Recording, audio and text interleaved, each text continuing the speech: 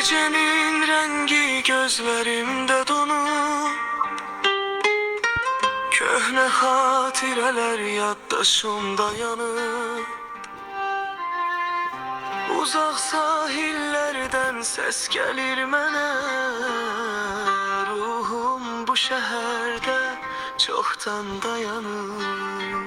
Yolların sonu bitmeyen arzu, sessiz dualar, deniz havası.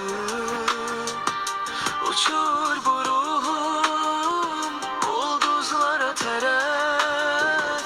Bitmez bu sevginin ne sonu ne nazı.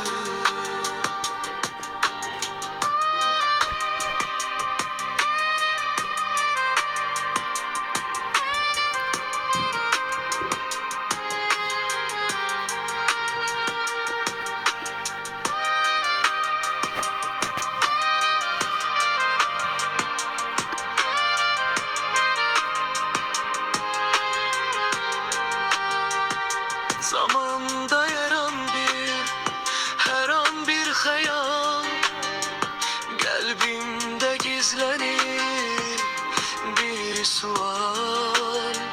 Külekler aparır beni uzağa, gitme isteyirəm sen beni sakla.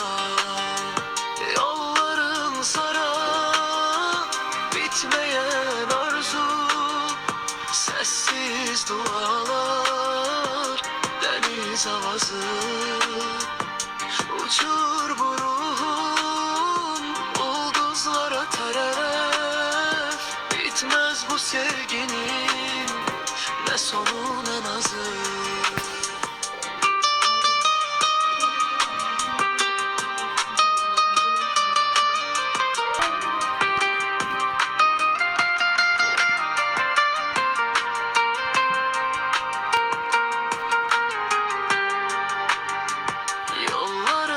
Sonu bitmeyen arzu, sessiz dualar, deniz havası. Uçur bu ruhum ulduzlara teref. Bitmez bu sevginin ne sonu ne